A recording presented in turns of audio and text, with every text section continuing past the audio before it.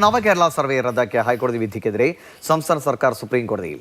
സംസ്ഥാനത്തിന്റെ ഭരണ നിർവഹണ അധികാരത്തിൽ ഹൈക്കോടതി കടന്നുകയറിയെന്ന് കേരളം നൽകിയ ഹർജിയിൽ കുറ്റപ്പെടുത്തുന്നു. എം വി ഗോവിന്ദൻ കത്തെഴുതിയെന്നതിന്റെ പേരിൽ മാത്രം സർവേ റദ്ദാക്കാനാകില്ല എന്നും കേരളം വാദിക്കുന്നുണ്ട്.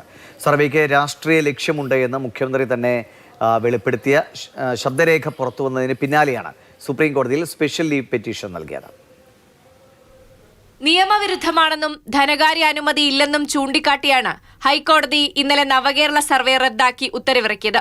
ഹൈക്കോടതിയുടെ ഉത്തരവിനെതിരെ സുപ്രീം കോടതിയിൽ സ്പെഷ്യൽ ലീവ് പെറ്റീഷൻ ഫയൽ ചെയ്തിരിക്കുകയാണ് കേരളം. ഭരണത്തിലേക്ക് വരും എന്ന് കരുതുന്ന ഒരാൾക്കും അംഗീകരിക്കാൻ പറ്റാത്ത ഒന്നാണ്. എന്ന് മാത്രമല്ല, ഗവേണൻസ് തന്നെ പ്രതിസന്ധിയിലാക്കുന്ന വിധിയാണ് ഇപ്പോൾ വന്നിട്ടുള്ളത്. കേന്ദ്ര ഗവൺമെന്റ് പ്രവർത്തിക്കുന്നതും സംസ്ഥാന ഗവൺമെന്റുകൾ പ്രവർത്തിക്കുന്നതെല്ലാം തന്നെ ഈ പൊതു തത്വത്തിന്റെയും ഭരണഘടനാനുസൃതമായിട്ടാണ്. സുപ്രീം കോടതിയും അത് സംബന്ധിച്ചുള്ള അനുമാനങ്ങൾ നടത്തിയിട്ടുണ്ട്. സർക്കാരിന്റെ ഭരണനിർവഹണാധികാരത്തിൽ കോടതി ഇടപെട്ടുവെന്ന് ഹർജിയിൽ പറയുന്നു. ബജറ്റിൽ വകയിരുത്തിയ പണമാണ് സർവേക്ക് ചെലവഴിക്കുന്നതെന്നും ഹർജിയിൽ വ്യക്തമാക്കുന്നു. ഹൈക്കോടതിക്ക് ഗുരുതര പിഴവ് സംഭവിച്ചെന്ന് കേരളം വാദിക്കും. മന്ത്രിസഭയുടെ അനുമതിയോടെയാണ് സർവേ നടപ്പാക്കുന്നത്. ഹൈക്കോടതി ഉത്തരവ് സ്റ്റേ ചെയ്യണമെന്നും ഇല്ലെങ്കിൽ ഗൗരവമേറിയ ഭരണഘടനാ പ്രശ്നമുണ്ടാകുമെന്നും ഹർജിയിൽ ചൂണ്ടിക്കാട്ടുന്നുണ്ട്.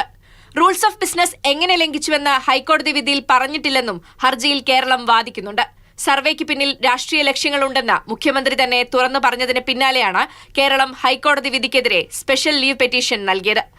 എന്തുകൊണ്ട് തുടർഭരണം വേണമെന്ന് സർവേയുമായി എത്തുന്നവർ ജനങ്ങളെ ബോധ്യപ്പെടുത്തണമെന്ന് മുഖ്യമന്ത്രി നിർദ്ദേശിക്കുന്ന ശബ്ദരേഖയാണ് പുറത്തുവന്നത്. നല്ല മുന്നേറ്റം നമുക്ക് ഉണ്ടാക്കാൻ കഴിഞ്ഞിട്ടുണ്ട്. പക്ഷെ ഇതുപോലെ ഇനിയും മുന്നേറേണ്ടതായിട്ടുണ്ട്.